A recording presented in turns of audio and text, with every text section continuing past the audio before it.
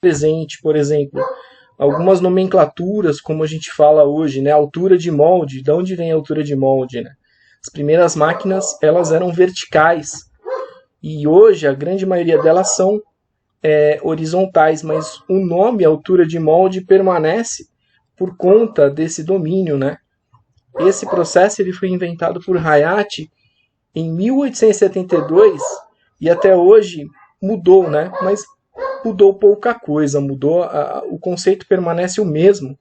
E basicamente o que nós temos? Nós temos uma evolução tecnológica por conta desse processo ele ter nascido de uma maneira bastante simples e por ser simples e a evolução dessa simplicidade com materiais que acabou, vamos dizer assim, trazendo benefícios, houve uma evolução muito grande, né? Desde os materiais primórdios, né, até os materiais atuais, quanto evoluiu, tanto na parte de equipamentos, quanto na parte de materiais e também a extensão da máquina, que não deixa de ser o molde, né? Então, a gente vê que desde Hayate até os dias atuais, muito acabou mudando, mas ao mesmo tempo o conceito acabou permanecendo. Então, isso é um ponto bastante interessante. Quando a gente olha a evolução desse processo, a gente vê que por muitos e muitos anos a patente do Hayate acabou predominando, né? Só quando inventou-se a rosca recíproca, né, na década de 60, que houve um pouquinho de quebra de paradigma do processo, mas a essência permanece até hoje, inclusive na questão térmica dos ferramentais, principalmente quando se fala em sistema de câmara quente, né? O conceito do Hayate está muito presente. Então a gente teve uma evolução técnica também na parte de ferramental, né? Hoje a gente tem uma forma construtiva muito diferente do que era no passado, e hoje o nosso bate-papo ele é focado na questão dos acidentes, né? Então é isso que a gente vai tratar. Acho que boa parte de vocês já teve contato com equipamento, né? Um equipamento teoricamente perigoso, mas ao mesmo tempo seguro, né? Depende muito de como a gente vai interagir com esse equipamento. O acidente ele é um assunto que hoje ele é tratado com muita seriedade, principalmente em empresas que levam a segurança como sendo um dos seus pilares e deve realmente ser utilizado como um dos seus pilares, até porque se você não tem segurança, você não tem uma produção, vamos dizer assim, contínua e uma produção com qualidade, né? Então você tem que tratar essa questão do acidente nas grandes empresas e nas pequenas e microempresas, que é basicamente o segmento da grande maioria da transformação de máquinas no nosso segmento, né? Se a gente pegar o perfil da Abiplast, a gente vai perceber que a grande maioria das empresas elas são pequenas e micro, e isso remete a uma questão bastante primordial no acidente. Então a gente tem que focar muito nisso. Mas o que é um acidente, né? O acidente ele é basicamente um acontecimento infeliz que surge por casualidade ou não e que normalmente ele resulta no estrago, num dano, num prejuízo, numa avaria, numa ruína, ou seja, qualquer coisa que não seja boa, né? E normalmente todo acidente ele leva a pessoa a ter sequelas, seja ela uma sequela física, seja ela uma sequela mental ou muitas vezes as duas sequelas, né? E no nosso segmento, as sequelas praticantes desse tipo de processo são mutilações, né? Muitas vezes de membros superiores, por conta do cara entrar na área de risco sem que a máquina esteja protegida, né? E isso é um problema que aconteceu no passado, né? Com uma maior frequência, mas se a gente for fazer uma pesquisa a fundo, ainda existe muito equipamento que propicia esse tipo de acidente e condições que o operador se coloca, né, em situações de risco que podem basicamente trazer o acidente como cenas, né? A gente vê muitas vezes a pessoa arrancando a carenagem da máquina para trabalhar, a gente vê algumas displicências também por conta, talvez, da falta de conhecimento, né, técnica operacional desse equipamento também. Além de você ter ferramentais que podem também trazer danos ao operador, desde que ele entre basicamente nessa área de risco. Infelizmente, quem sofre um acidente que tem sequela, nunca ele vai deixar de esquecer isso. Até porque os colegas de trabalho não deixam, né? Se o cara perder um dedo num fechamento de molde ou numa máquina injetora, sempre um colega vai perguntar: cadê seu dedo? Agora que eu reparei que você não tem o dedo, e assim vai, né? Sem falar em outros danos, como queimaduras, enfim. Problemas de ferimentos graves que esse equipamento pode ocasionar. A gente vai falar um pouquinho de alguns princípios de segurança que foram trazidos à tona, né, a partir de problemas que nós tivemos ao longo desse período, né. Basicamente, o princípio de segurança ele diz o seguinte: a gente tem que tirar esse ser humano da área de risco, ele tem que ser preservado. É como se nós fôssemos desarmadores de bomba e esse desarmador de bomba trabalhasse manipulando um robô. Aí eu estou tirando ele da área de risco. E isso a gente vê muito no nosso segmento hoje. Você vê que robôs entram na área de risco, tirando a questão do ser humano, preservando ele desse risco. Tanto na parte operacional, quanto na parte pós-trabalho, né? Pinturas, enfim. Qualquer outro tipo de acabamento que coloque em risco esse operador. Muitas vezes, pela automação de processo, você tem essa preservação, desde que você observe, basicamente, os princípios de segurança. A gente tem que ter planejamento, a gente tem que ter análise, a gente tem que ter inspeção antes da execução de qualquer tipo de trabalho. E a gente entra num outro ponto focal, principalmente quando se fala em empresa, que é a questão do improviso, né?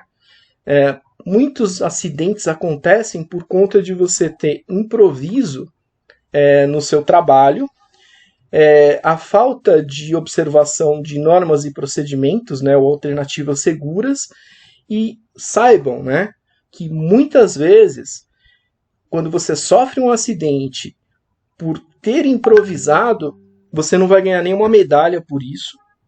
Muito pelo contrário, você vai ser taxado ainda como uma pessoa que acabou fazendo uma besteira no trabalho. Então, o improviso ele é muitas vezes enxergado na empresa como sendo aquele cara que vai lá e dá um jeito para fazer tudo sem levar em consideração a própria vida, né? Então, muitas vezes a empresa até acaba fechando os olhos para essas alternativas aí, procedimentos fora do que seria normal. Então, temos que evitar muito o improviso. O improviso a gente tem até dentro da nossa casa, né? Quando você vai trocar uma lâmpada e não tem uma escada, né? Você sobe em cima do banco, o banco não deu altura, você põe o banco em cima da mesa e aí vai, né? Essas questões de improviso. Quando você coloca uma alavanca, né, para apertar um parafuso e a chave não aguenta o torque por conta disso, então toda essa questão é muito importante a gente levar em consideração. Ainda falando em princípios de segurança, o uso de EPIs, né, que são equipamentos de segurança relacionados ao trabalho. Então, no nosso equipamento, óculos de segurança, protetores faciais quando você vai trocar um bico, né, máscaras, de repente, dependendo do tipo de trabalho que você vai fazer, protetores auriculares por conta do ruído que a máquina exerce, né? Enfim, você tem que saber quais equipamentos são necessários para aquela aplicação, né? Uma moça, por exemplo, de cabelo comprido, trabalhando próximo a uma furadeira, que muitas vezes faz parte do processo, são equipamentos de segurança, né? Que devem ser levados em consideração. E o tema, né, que a gente tem como adequação de qualificar o operador, né? Você precisa ter qualificação, porque esse rapaz que não tem qualificação, ele acaba sendo um problema no processo. É como se nós estivéssemos no trânsito e tivéssemos, por exemplo, uma pessoa que não soubesse como dirigir, né? Então, a máquina é a mesma coisa. Se você não sabe pilotar, ele pode trazer problemas não só para você, quanto para o colega que está passando no corredor da fábrica, enfim. Muitas ações podem acontecer por conta dessa inaptidão operacional. Então é um ponto a ser tratado nessa questão operacional. Estou voltando aqui. Um outro ponto focal aí na questão dos princípios de segurança é a questão de comunicação. Muitas empresas elas mantêm diário de bordo com relação à segurança, né, para que você tenha não só no seu turno de trabalho quanto no turno de trabalho anterior e seguidamente essas informações para estar monitorando qualquer coisa fora do padrão, qualquer ruído de trabalho, né, seja comunicado. Então, a questão da comunicação é importante e o controle dessa documentação são de suma importância para a gente atingir o nosso objetivo.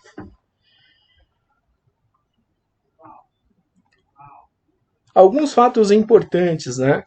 A gente destaca aqui alguns deles, né? A década de 70, o Brasil não foi só campeão mundial de futebol, mas ele também foi campeão mundial de acidentes com base na Organização Internacional do Trabalho, posicionada entre os 10 piores do mundo ao lado da Índia. Isso saiu na revista Isto É, de 1997. Ainda na década de 70, já havia uma estatística mostrando que a cada 1.000 acidentes graves, 85,5% eram causados por máquinas, que são equipamentos de uso em indústria, né? E deste valor, 31,8% os acidentes eram causados por prensa.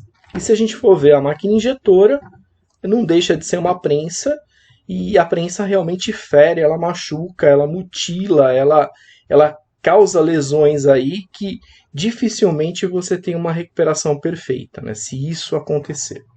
Então é de suma importância a gente tá de olho nesses números, mas vocês vão ver que as ações elas acabaram sendo tomadas tardiamente, né, por conta de acidentes que aconteceram posteriormente. Só um minutinho. Abriu aqui. Outros fatos importantes, né?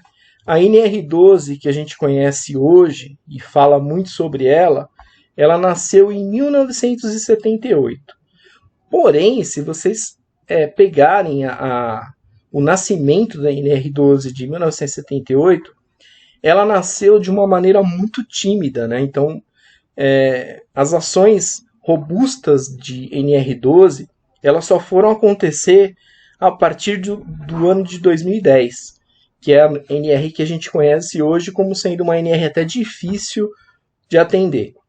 Mas o fato que chama a atenção é que na década de 90, aqui no estado de São Paulo, foi notado que praticamente 78% dos atendimentos eram de equipamentos e 49% desses acidentes eram com máquinas injetoras. Então, você tinha um ponto focal, que era a máquina injetora causadora dos acidentes.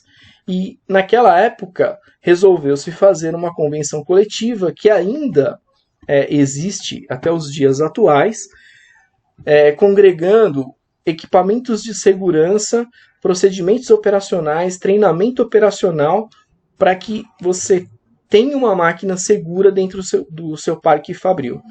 Mas o interessante dessa convenção, apesar dela ter nascido em 95, ela demorou 2 anos para começar, vamos dizer assim, a tratar a convenção como ela precisa, né? Então, o tempo de 1995 até 1997 foi um período de adaptação dos equipamentos. E um fato interessante é que quando nasceu a convenção coletiva, não havia nenhuma norma regulamentadora que determinasse como esse equipamento deveria se portar para o operador. Então, não existia padrão, né?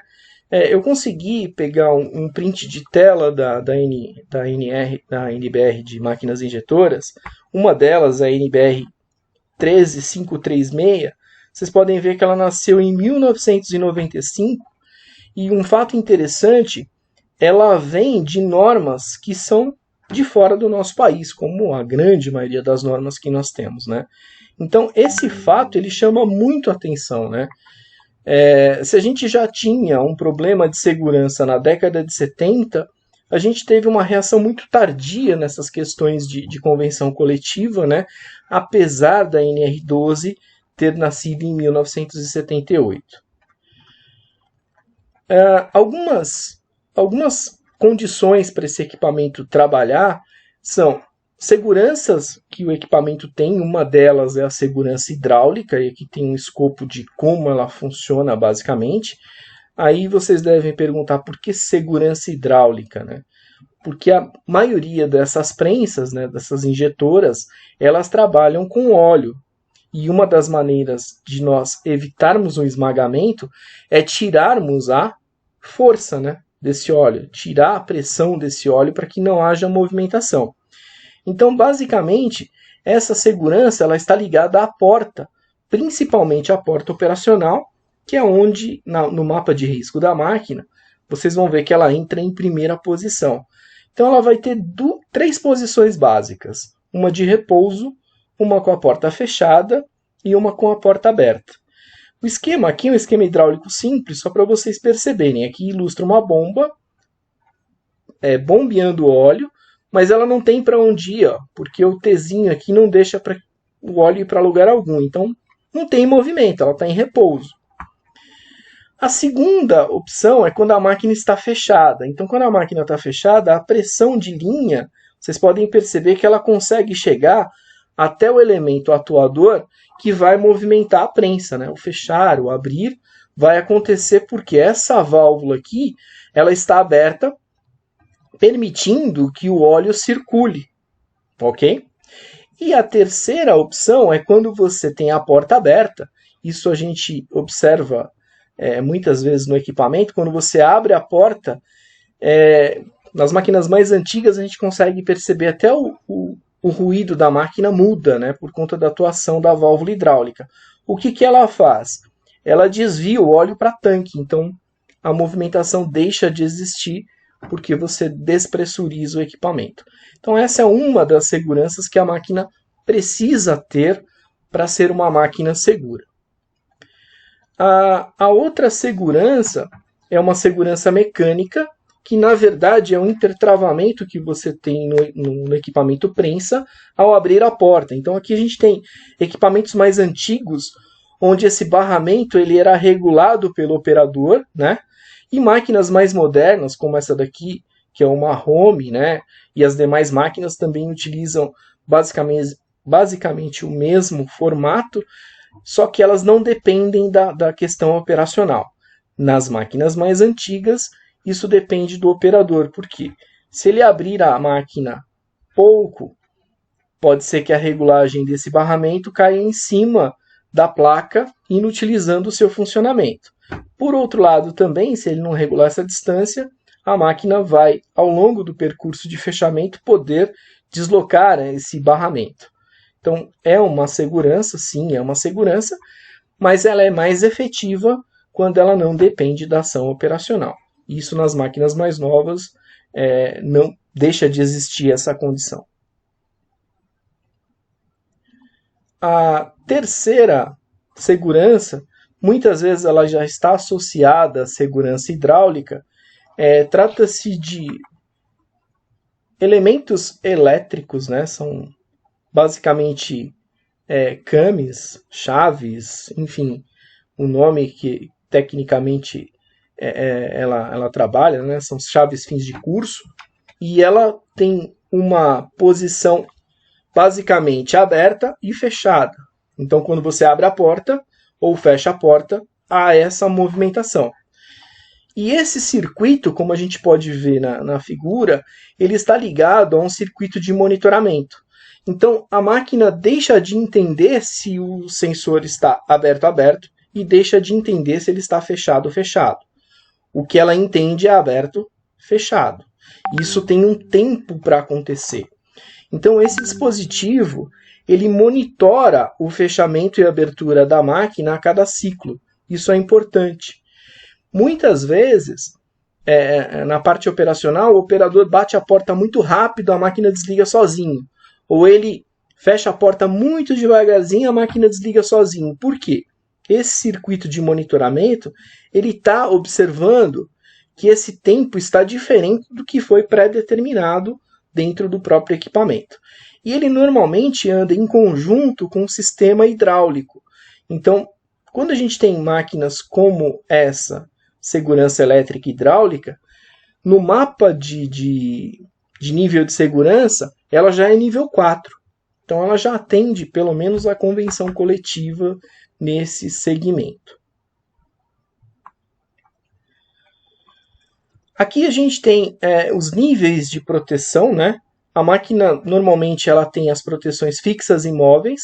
A diferença de uma proteção fixa e móvel, o próprio nome já diz, né? Quando ela é fixa, ela depende de alguma chave operacional, uma chave de fenda, uma ferramenta específica que você só vai conseguir descaracterizar se for propositalmente, né?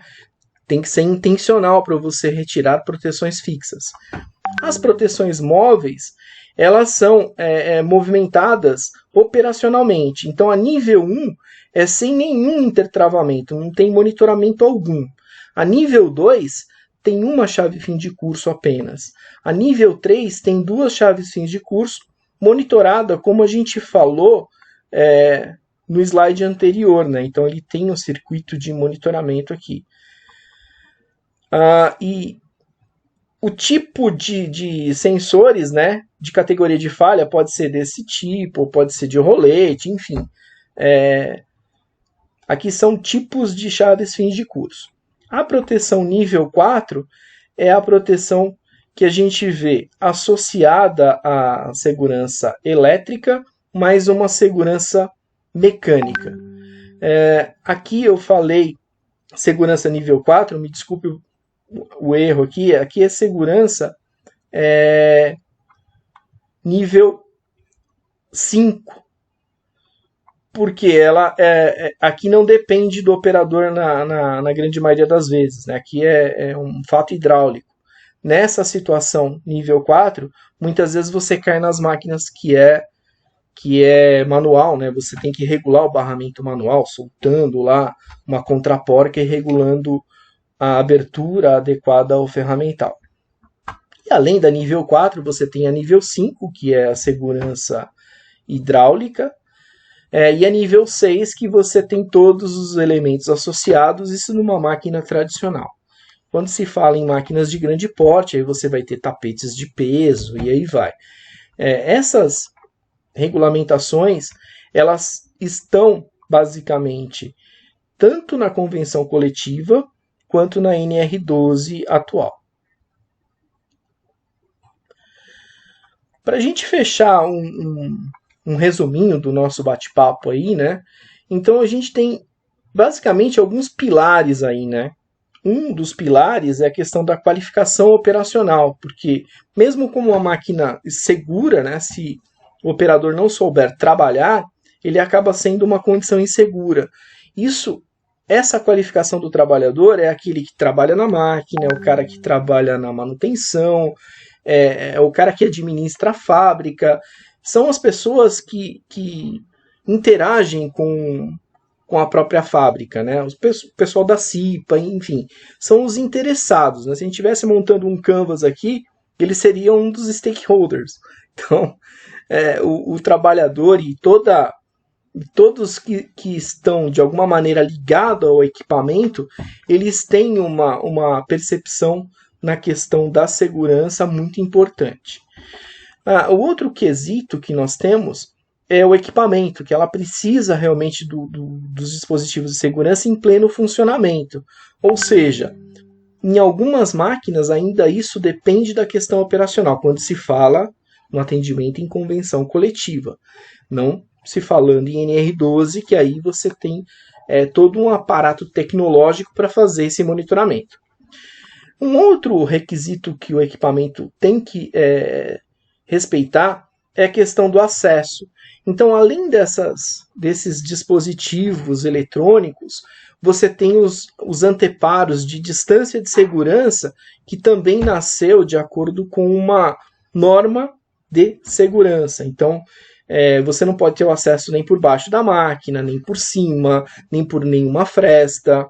Ele te explica que tipo de proteção você pode pôr, se ela pode ser vazada, se ela pode ser fechada, em vários pontos do equipamento, dependendo do que vai acontecer naquela região.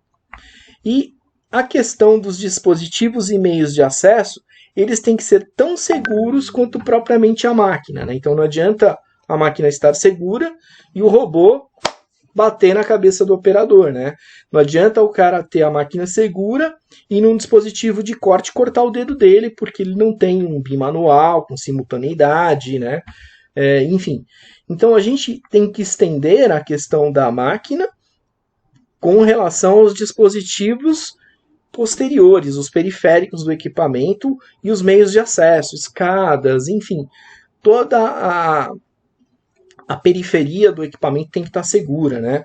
A questão do molde, às vezes o cara vai colocar a mão no sistema de macho e pode se machucar, então ele tem que ter seguranças da mesma forma que ele tem na máquina, né? Então não adianta você ter a máquina segura e as demais periferias aí do equipamento não serem seguras. Basicamente isso. E, por fim, aqui a gente tem o mapa de risco da máquina, onde a gente pode observar, por ordem de grandeza, né, o número 1, o acesso é mais frequente, então é a área mais perigosa aqui, é a área, vamos dizer assim, prioritária do equipamento. Então a segurança nesse local tem que ser pelo menos nível 4 quando se fala em convenção coletiva.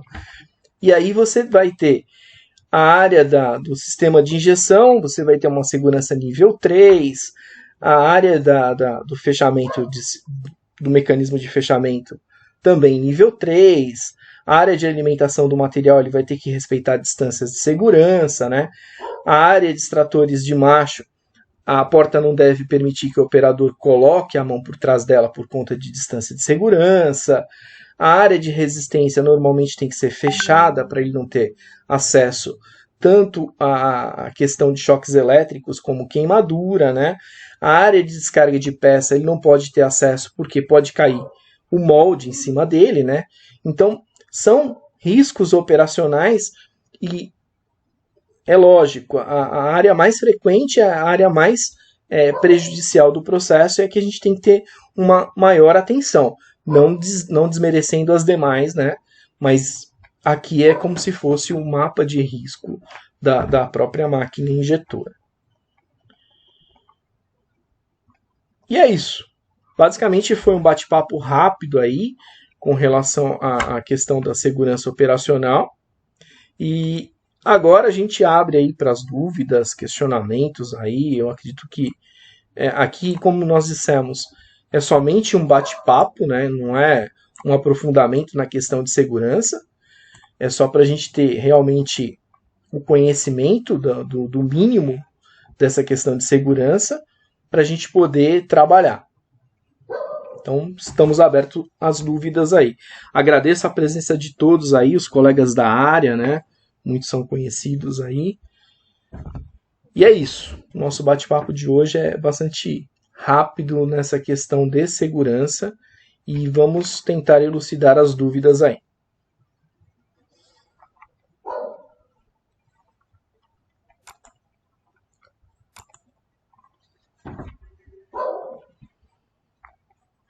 Pessoal, vocês podem abrir o microfone e agora tirar as dúvidas se for o caso.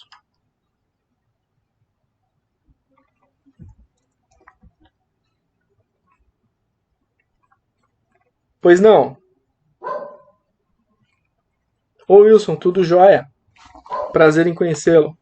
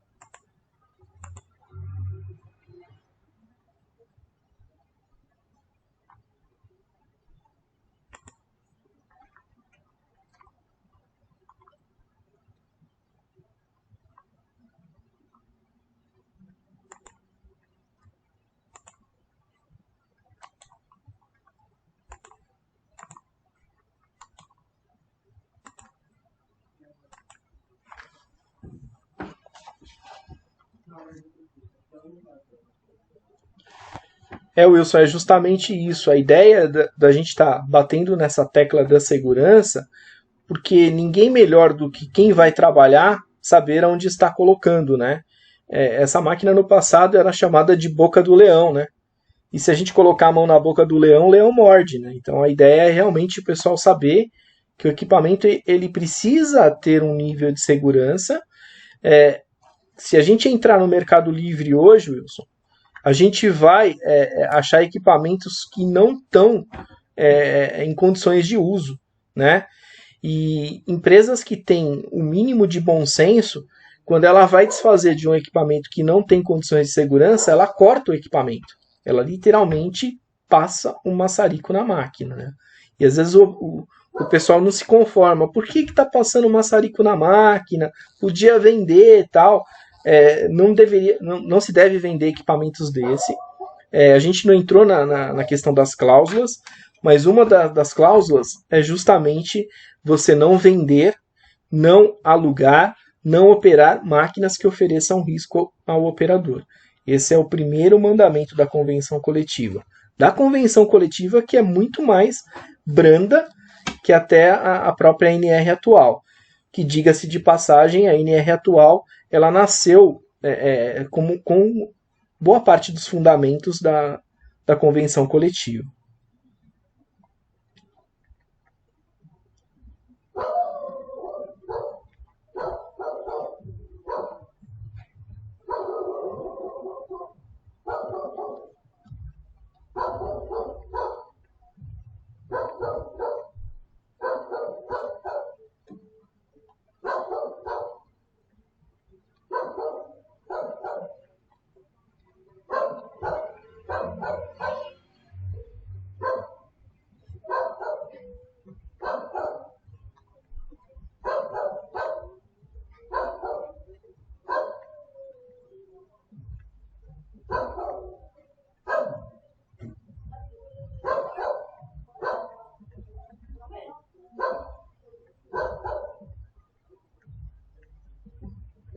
Realmente é uma verdade isso. Se você abrir o YouTube hoje e colocar vídeo de máquinas mula-manca, por exemplo, vai aparecer máquina trabalhando aí, o cara trabalhando de chinelo, em condições realmente deploráveis, né? De uma condição realmente de trabalho muito ruim, né?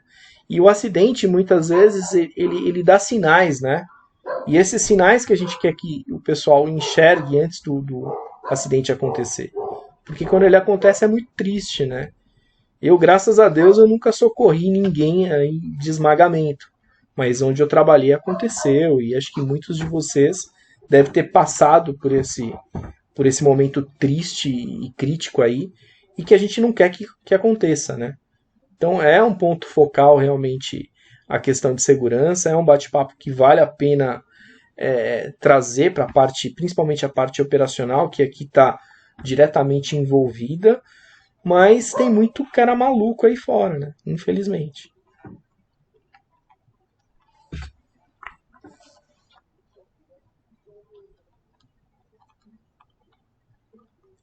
Pessoal, mais perguntas?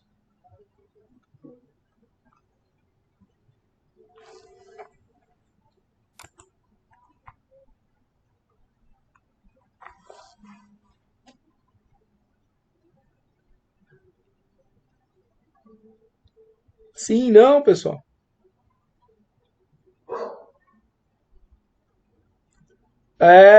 Hoje, acho que é o friozinho. O frio não deixou o pessoal se soltar. Tudo bem, Gilberto? Diga aí.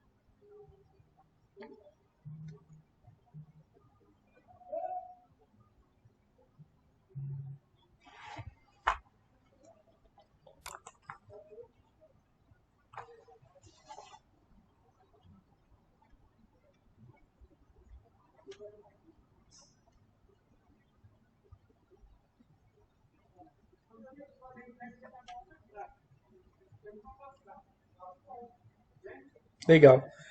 Tem uma pergunta no chat aqui dizendo que o assunto é segurança.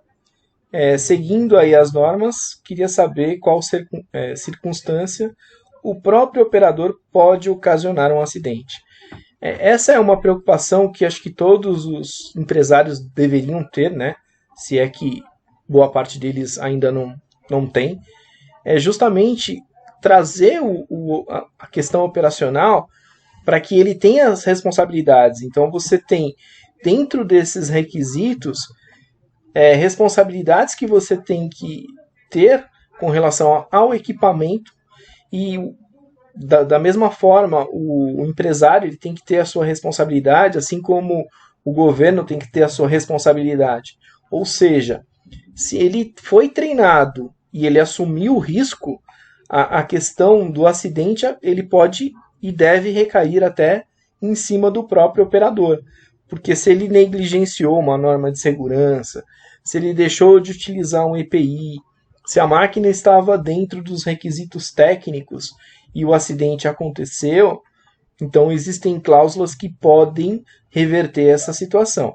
Ao invés do funcionário ser a vítima, ele acaba sendo o vilão da história. Por isso que é importante a gente ter esse tripé de envolvidos, né? A parte sindical, a parte operacional, a parte empresarial, enfim, todos falando a mesma língua e o governo, teoricamente, é o paizão ali que vai fazer com que aquilo aconteça, entre aspas, né? Mas a ideia é que os operadores façam a coisa acontecer, né? O processo tem que ser de baixo para cima, né?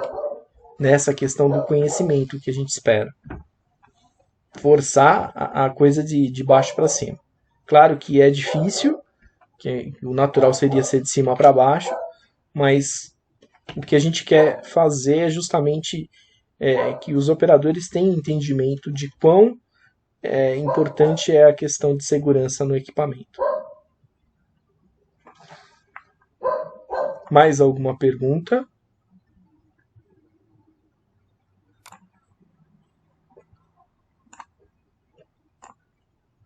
Pois não?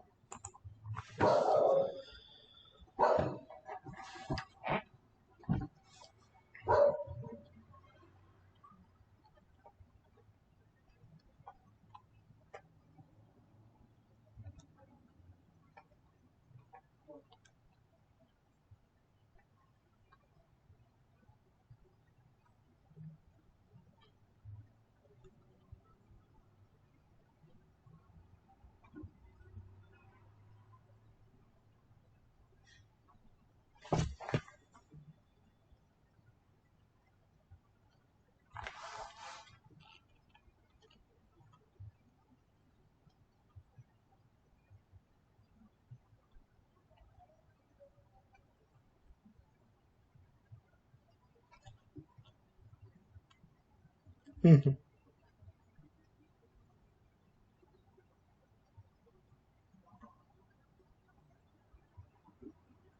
E quando ele não conhece realmente a capacidade e a limitação, é aí que ele não consegue mensurar o risco, né? A questão é você saber quantos dentes tem esse leão, né? Se esse leão for banguelo, de repente dá para arriscar, né? É difícil, mas ele precisa saber o mapa de risco dele, né? E o interessante é que se a gente for seguir a NR12, é uma distância muito grande. Se a gente for seguir a convenção coletiva, essa distância diminui, né? E o que a gente vê muitas vezes na prática é que não atende nenhum e nem outro, né? Então você tem um objetivo muito além do atingível para o mercado nacional, né?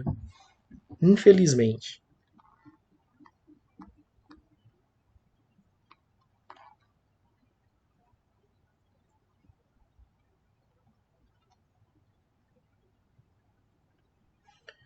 Mais alguma pergunta, pessoal?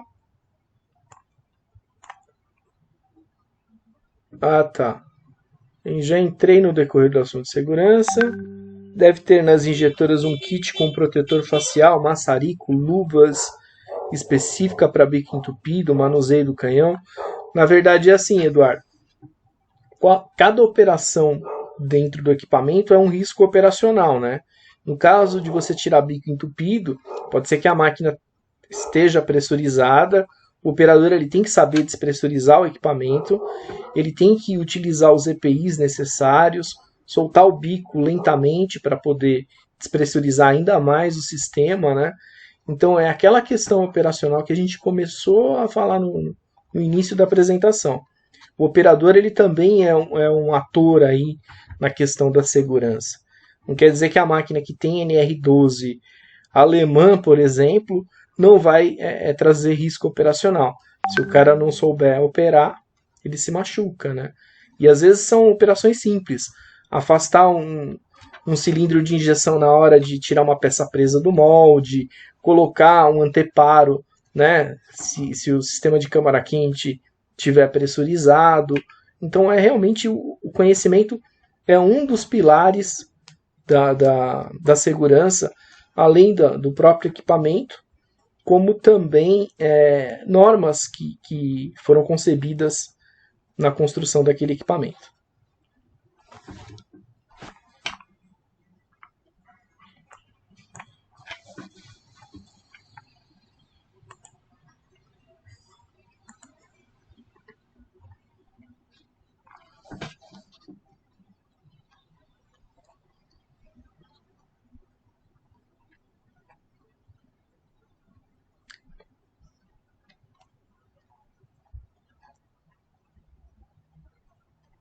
Sim, sem dúvida, sem dúvida, sem dúvida. E também tem o outro lado, né, Luiz? Às vezes o cara acha que ele é o Ayrton Senna da máquina injetora e mata todo mundo, né?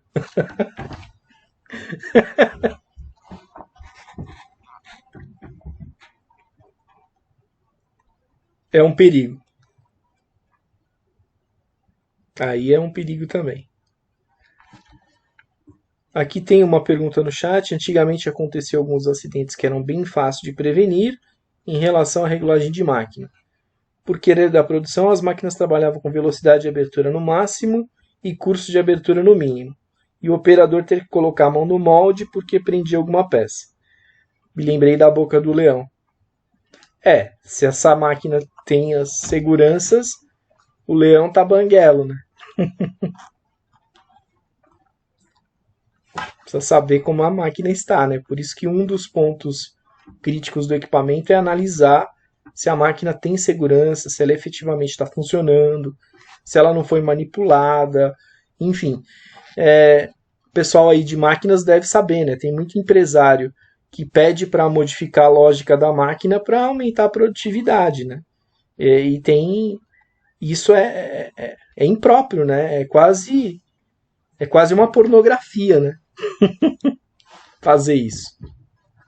É um crime. Pode falar. Tô ouvindo.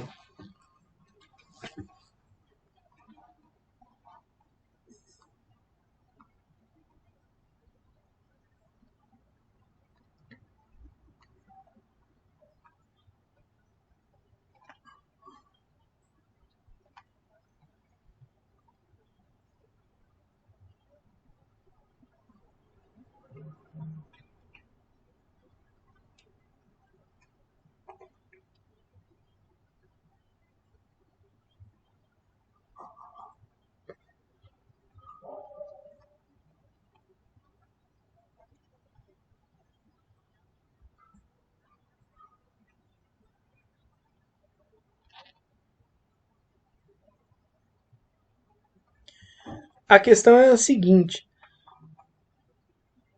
muitas vezes é porque não há uma disseminação do que se deve fazer, o que não se deve fazer. Quando você tem pleno domínio disso, eu acho que todos têm condições de chamar a atenção, né? No passado era muito comum o pessoal jogar lixo na rua e ninguém fala nada. Hoje é muito comum o cara jogar no lixo na rua e o cara ir lá e repreender. Não, o que você está fazendo? Né? Então, a questão de segurança, muitas vezes o pessoal tem essa má condução aí, esses improvisos, a utilização desses atalhos, porque muitas vezes o cara que está do lado dele não sabe nem o que ele está fazendo, né? Que está colocando em risco a vida dele e a vida do outro colega. Então acho que o primeiro ponto é todo mundo saber que está errado, né? E não só o rapaz que fica manipulando.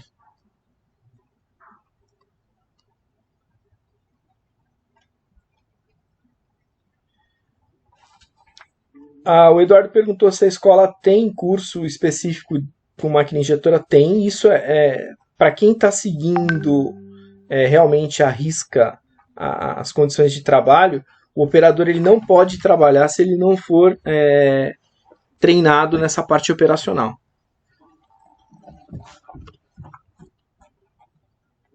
O Elton falou que muitas vezes falta reciclagem em relação a treinamento. Na verdade, reciclagem em segurança, normalmente você não precisa fazer. O que você precisa fazer é justamente usar as informações de segurança das convenções, das NRs e assim por diante. Porque a tecnologia acaba sendo a mesma.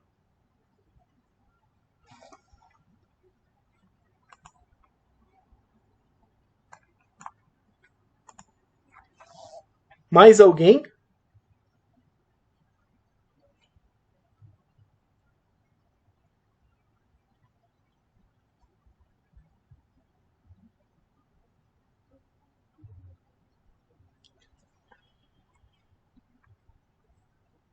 Pessoal, se não tiver mais perguntas, eu agradeço a participação de todos aí. Esse vídeo aí que a gente fez, esse bate-papo, depois eu vou disponibilizar no YouTube.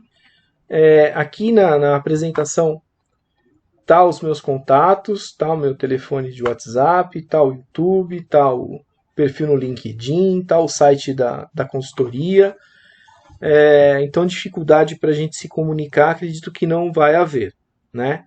Então esse é o segundo bate-papo que a gente fez.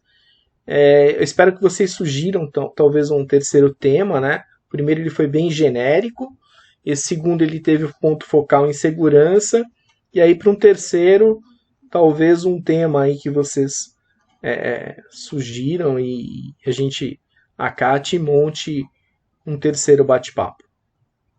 Tá bom?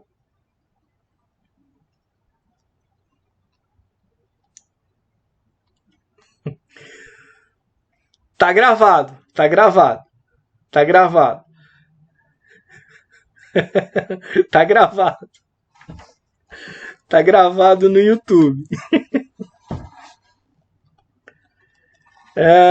Na verdade, o Eduardo tá.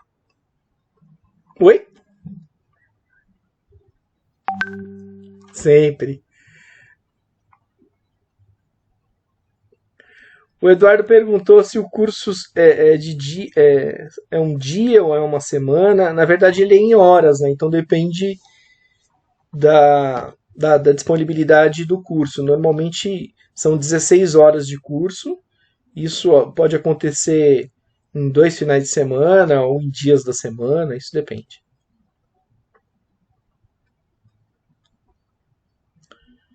Ok, pessoal?